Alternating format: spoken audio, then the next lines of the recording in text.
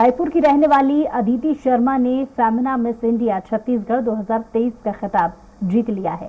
Femina miss India के top 7 में अदिति जब रायपुर पहुंची, घर के लोगों ने उनका बड़े उत्साह के साथ गाजे बाजे के साथ स्वागत किया। बचपन से एक्टर बनने का सपना लिया अदिति ने मां के कहने पर लॉ किया और उसके बाद मां से एक्टिंग को करियर बनाने की बात कही। अदिति अभी बॉलीवुड में मूवीज के साथ एडवर्टीजमेंट में भी काम कर रही हैं।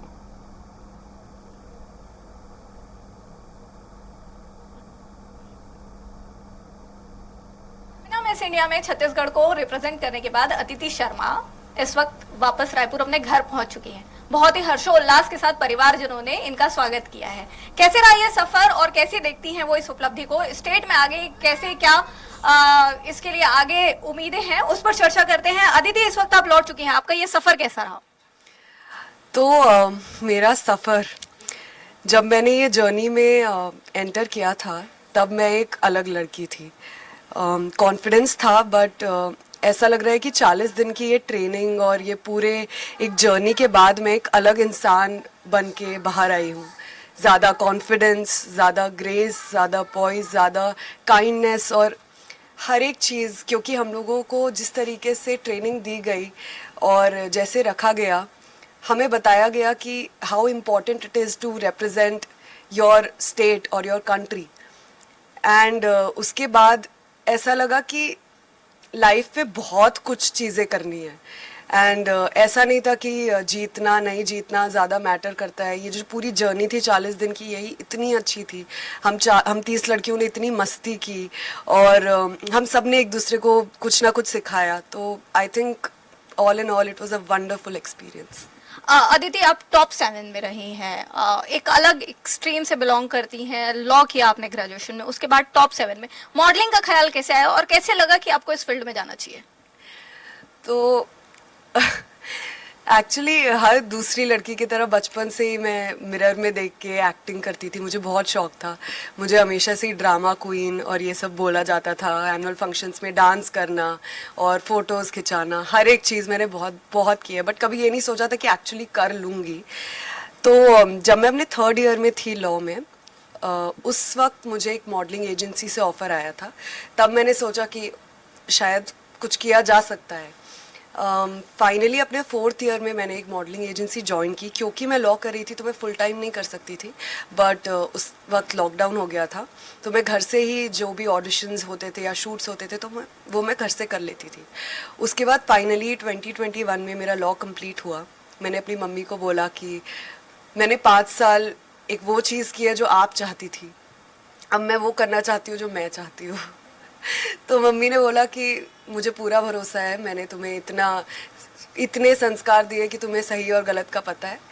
बिल्कुल जा सिमरन जी ले अपनी ज़िंदगी वाला डायलॉग दिया और मैं बॉम्बे आ गई। और उसके बाद बस आप देख सकते हैं कि मैंने कुछ एड्स किए हैं। अभी मैं 3 मूवीज़ करके आई हूँ और अब फेमिना मिस इंडिया में टॉप 7 भी जीत लिया है। तो आई थिंक सब सही जा रहा है अभी तक, तो अब आगे देखते हैं। अदिति, अगर प्रदेश की बात करें तो आप हिंदुस्तान घूम के आ रही हैं। एक हिसाब से ये कहा जा सकता है आप बॉलीवुड में कुछ फिल्में कर रही हैं, आप एड एजेंसीज में काम कर रही।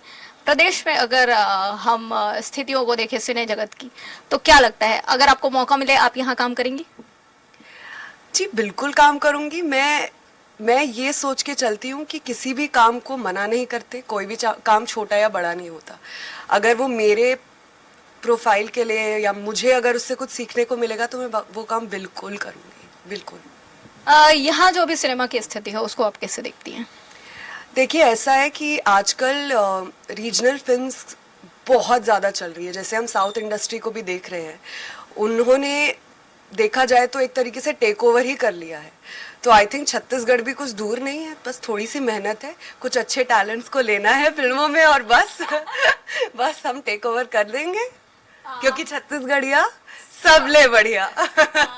बिल्कुल, कुछ अच्छे टैलेंट्स को लेना है और मंजिल जो है वो दूर नहीं है। तो यही अदिति, आपसे मेरा जो दूसरा और महत्वपूर्ण प्रश्न है वो यही है कि बहुत समय लड़कियां जो हैं वो कहीं ना कहीं घबरा जाती हैं, और स्पेसिफिकली बी टाउन की लड़कियां जो है वो रायपुर जैसे छोटे शहर की लड़कियां हैं वो इस चीज़ के लिए घबरा जाती हैं कि पता नहीं बॉम्बे जैसी माया नगरी में पहुंच के कौन सी माया चल जाए और कहां पर कौन सी चीज का शिकार हो जाए।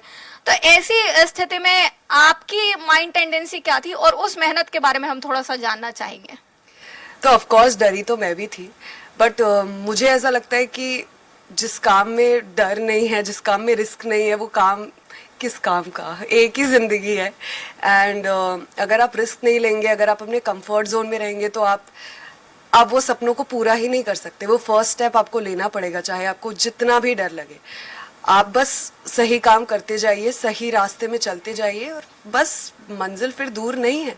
मेरी भी नहीं थी, मैं भी जब गई थी, मैं एक नई लड़की रायपुर से, मुझे कुछ पता नहीं था, बॉम्बे में मैं किसी को भी नहीं जानती थी, बट मैं गई वहाँ पे। एंड हम लोगों को ऐसा लगता है कि इंडस्ट्री ऐसी है वैसी है, बट सब इतने वेलकमिंग थे, इतने एक्सेप्टिंग थे। अगर आप टैलेंटेड हैं तो आपको कोई भी रोक नहीं सकता, वो चाहे बॉलीवुड हो, चाहे छत्तीसगढ़ की इंडस्ट्री ले लो, या चाहे टॉलीवुड हो, कोई भी इंडस्ट्री में, इनफैक्ट कोई भी फील्ड में आप अगर टैलेंटेड हो तो आपको कोई नहीं रोक सकता।